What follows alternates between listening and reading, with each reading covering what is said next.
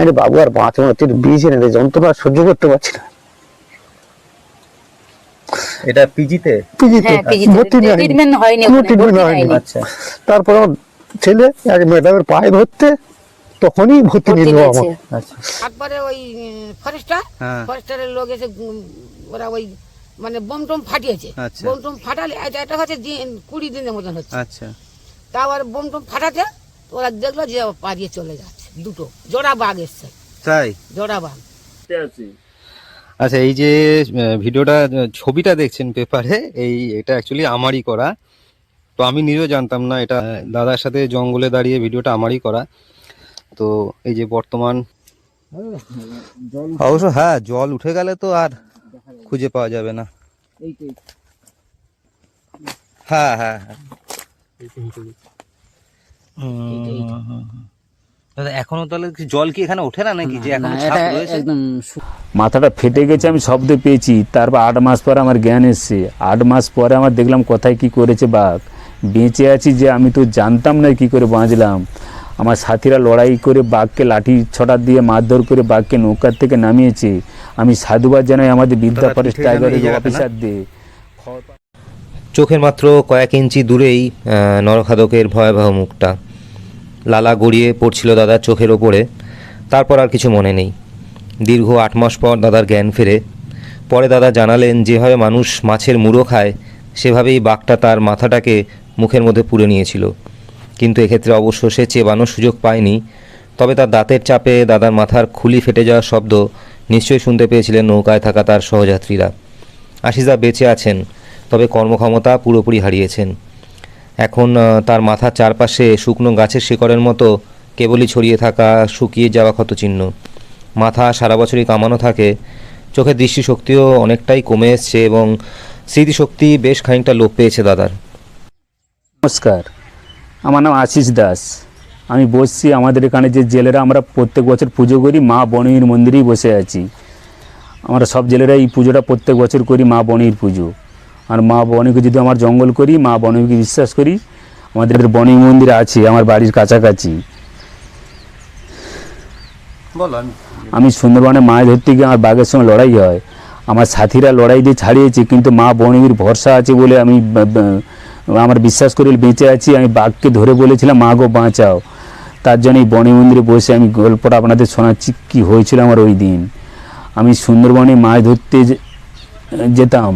আমি 18 বছর ধরে মাছ ধরেছি, মাছ ধরা মৎস্যজীবী ছিলাম। 2022 সালে মাছ ধরতে গিয়ে বাঘের সঙ্গে লড়াই হয় ডিঙি নৌকার উপরে।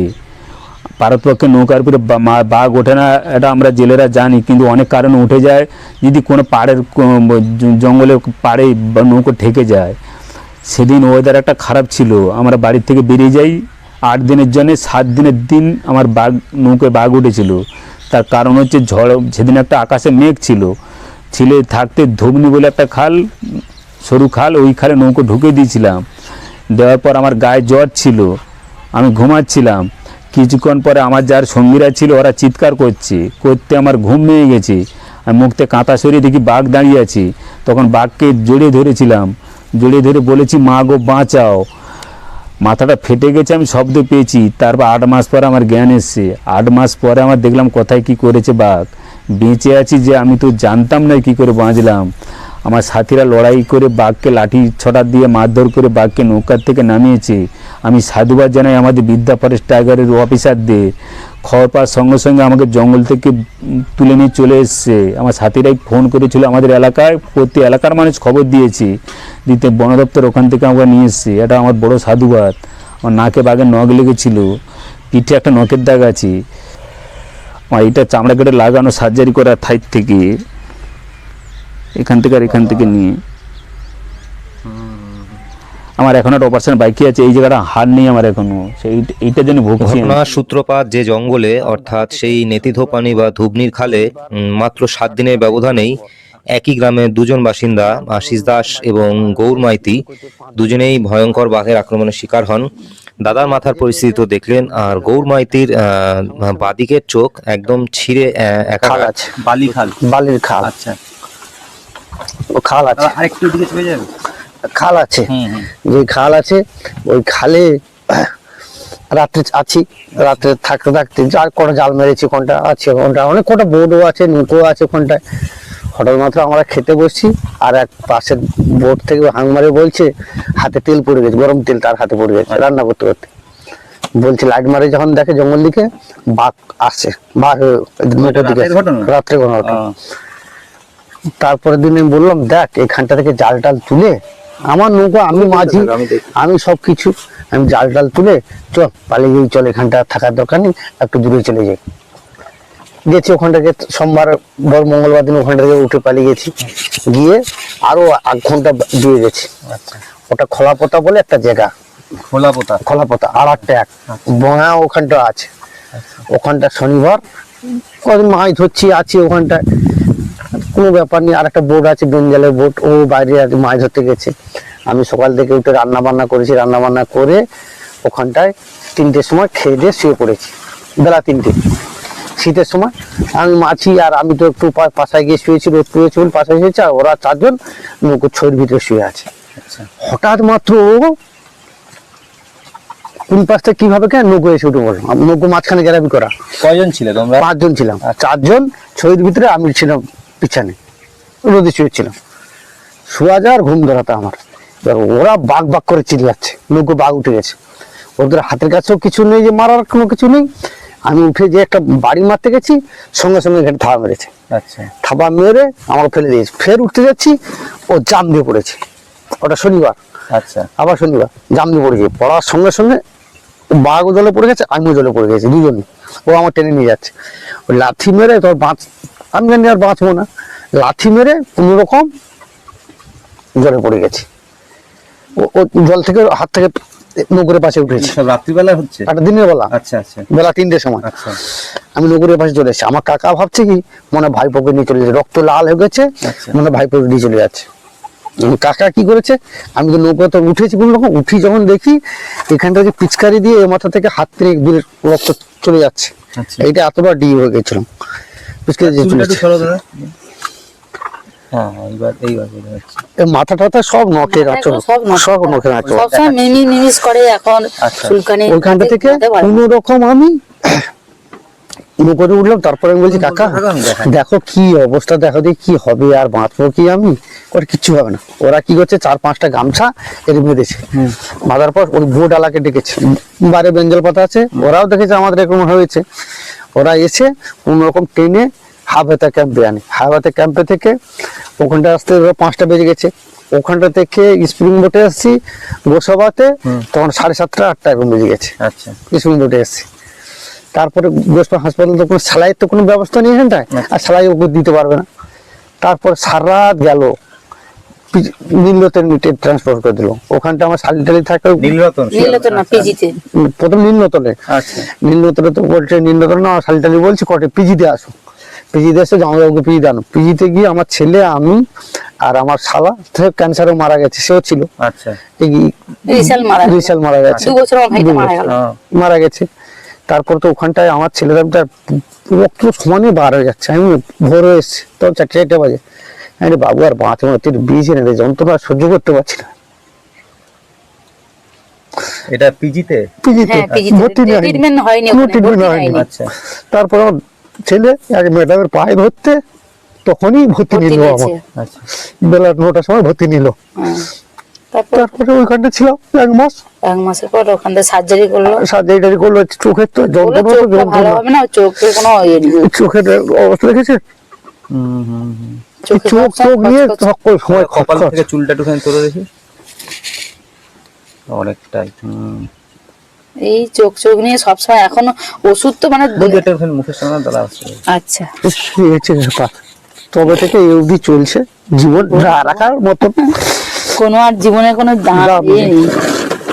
তাহলে সবাই জ্বালা যন্ত্রণা চোখের ভিতরে খচখচ বলে অমাবস্যা পূর্ণিমা, হ্যাঁ অমাবস্যা 4-5 দিন শুয়ে পড়ে থাকি আমি। এই যে কদিন আগে একদম উঠতে পারেনি, চোখে ভাবছে দেখেছেন তো, শুধু কি কষ্ট জীবনে। তাহলে বৌদি চলছে কিভাবে এখন? তাহলে এখন চলছে কিভাবে, এখন চলাটা খুব খারাপ, খুব মানে রিস্কের উপরে চলছে আর কি। কোনো রকম দাদা তো কোনো কাজই করতে পারে না, আমি একটা কাজ করি ছোটখাটো, ওইখান থেকে চলে। ওইখান থেকেই চলছে। এখন ডাক্তার দেখানো, ডাক্তার বলেছে এমআরআই করতে হবে। তোমরা উল্টো ধরেছে মানে ডাক্তার বলেছে এমআরআই, নিচটা। ও আচ্ছা, হ্যাঁ হ্যাঁ ডাক্তার বলেছে এমআরআই করতে হবে। আচ্ছা। আবার ডাক্তার দেখাতে গেলে আমরা দেখাইছি ব্যারাকপুর সাথে দেখানো হয়, আচ্ছা। ওইখানে গেলে তো ভিজিটটা হয়তো কম, কিন্তু ডাক্তারের ওষুধপত্র প্রচুর দাম নেয়। হ্যাঁ, আর এমআরআই করে নিয়ে যেতে বলেছে ডাক্তার।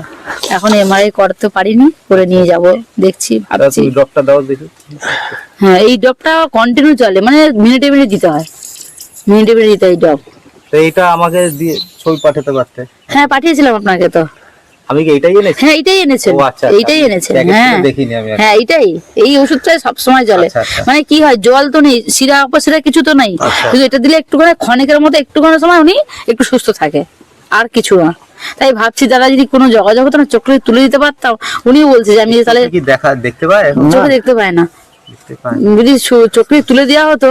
এরকম একজন ভদ্রলোকের হয়েছিল, একই সঙ্গে রিসেন্টলি হয়েছিল, মিহির দাস বলে, ঝড়খালিতে, ওনাকে চোখ তুলে দিয়েছে, ওই পাথরের চোখ। হ্যাঁ, চোখ, হ্যাঁ পাথরের চোখ, মিহির দাস।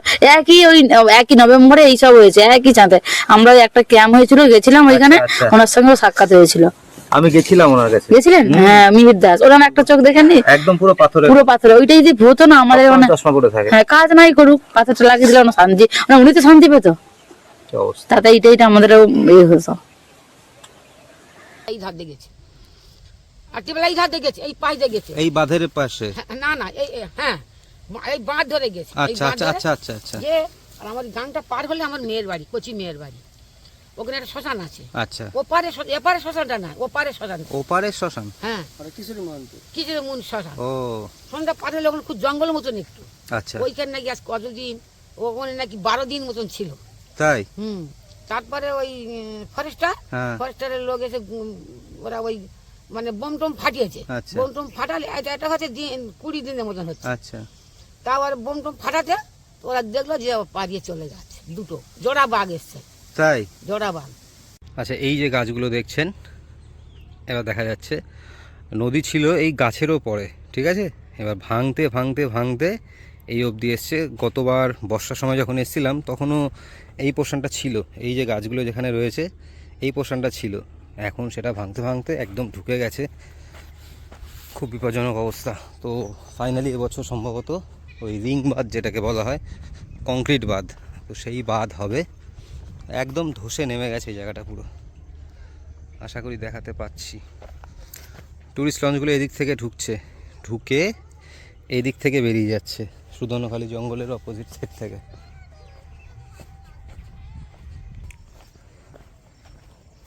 তো এবার আস্তে আস্তে এগোচ্ছি, একটা মন্দির দেখাবো, মানে এত সুন্দর, সামনেই রয়েছে সেই মন্দির। এমনি সারা বছর জলের ডুবে থাকে তার এন্ট্রান্সটা।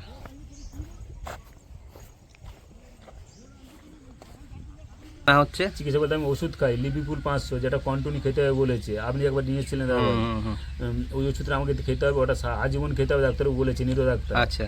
যেহেতু ওই ওষুধটা মিস করলে বলছে অনেক সমস্যা হতে পারে। আচ্ছা। আর উনি বলেছে সার্জারি, এটা নরম জায়গাটা করতে হবে, প্লাস্টিক সার্জারি। আর এই ট্রিটমেন্ট কোথায় হয়েছে?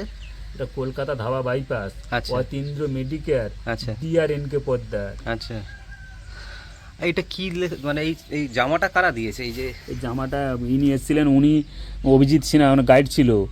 আমি বললাম কি ব্যাপার, এই ক্যাপ, এই টুপিটা, উনি ক্যাপ বলতে আমি জানলাম টুপিকে ক্যাপ বলে। আচ্ছা। ওই গেঞ্জি আর ক্যাপ নিয়ে এসেছিল। আচ্ছা। যে বলছে একমাত্র যে বাঘের সঙ্গে ফিরে এসে আসি, যে একমাত্র ফিরে এসেছি, সেই নান্টু টাইগার, ম্যানিটার টাইগার। আচ্ছা। 252 কেজি নাকি ওর ওজন। আচ্ছা। 201 জন খেয়েছে। এই রিসেন্টলি মারা গেছে, রিসেন্টলি বলতে 23 সালে নাকি মারা গেছে শুনলাম। মরিচঝাপি দ্বীপে একটা আছে আমাদের বাফার দিকে, ওই দ্বীপে নান্টু মারা গেছে, বয়স হয়ে গেছিল। আচ্ছা। নান্টু মারা গেছে, ওর আরো নাকি রেকর্ড আছে শুনলাম, কিছুদিন আগে শুনলাম। ওই একদিনে 8 জনকে অ্যাটাক করেছিল। ওই মরিচঝাপিতেই না, সুন্দরবনে। আচ্ছা। ও এমন একটা হিরো টাইগার ছিল সুন্দরবনে, ও কাউকে পাত্তা দিত না। ওই একদিনে নাকি 8 জনকে পর্যন্ত তাড়া করে অ্যাটাক পাটাক করেছিল। অনেকে ফিরে এসছে, অনেকে আবার নিয়ে চলে গেছে একদিনে। আচ্ছা। আর দাদা এবার তুমি একটু দাঁড়িয়ে আমাকে একটু মন্দিরের ব্যাপারটা বলো, দাও আমাকে ওটা দাও। এই মন্দিরে কিভাবে কি এই যে হয় আমাদের মা বলো? বনির মন্দির, এই মন্দির, এই আমরা হচ্ছে জেলেরা প্রত্যেক বছর এই মন্দিরকে আমরা পুজো দেই। আচ্ছা আমরা এটা তৈরি করেছি, জেলেরাই করেছি। আচ্ছা আমরা বাড়ির থেকে যাওয়ার সময় মা বনির পুজো দিয়ে যাই। আবার জঙ্গলের থেকে যেদিন ফিরে আসি আমরা অনেক সময় গাছে মালা কাপড় বেঁধে আমরা পুজো দিয়ে আসি। মা বনির বিশ্বাস করি। আমাদের যারা জেলেরা জঙ্গল করি, আমাদের একটা বাণী আছে পুরানো, যারা বয়স্ক লোকরা বলতো যদি কেউ মার নাম ধরে যাকে জীবনে বাঘ নিয়ে যেতে পারে না, আমি বাঘ ছাড়াই প্রমাণ আমি পেয়েছি নি যে বাঘকে ধরে বলেছিলাম মা গো বাঁচাও, তার জন্য আমি মা বনি বাঁচিয়ে দিয়েছি, আমি বিশ্বাস করি এটা। আমি আর দাদা কোন ঠাকুর কি আছে গো এখানে মানে? এখানে শাহ জঙ্গলি আছে, এই দুঃখে বাদিকে আছে। একদম তাই তো? হ্যাঁ আচ্ছা শাহ জঙ্গলি আছে, দুঃখে আছে, মা বনবি আছে আর ওই নিচে? দক্ষিণটায়। নিচে কুমিরের উপরে? কুমির আছে, দুঃখে বসে আছে, দুঃখেকে ছেড়ে দিয়ে এসেছিল কেঁদো ক্যাম্পে। আচ্ছা দুঃখে আসতে পারছিল না, ও মাকে মা বলে চিৎকার করছিল। মা তখন ওই কুমিরকে পাঠিয়েছিল, কুমিরের পিঠে চড়ে আমাদের দুঃখে চলে এসেছিল আচ্ছা বাড়িতে। আচ্ছা এটা কি সত্যি ঘটনা? একদম সত্যি একদম। ওরে বাবা। আর দাদা এই পুজো কি রোজ হয় এখানে? আর রোজ পুজো দেয় মন্দিরে, দেখাশোনা করে এখানকার একজন আছে করে।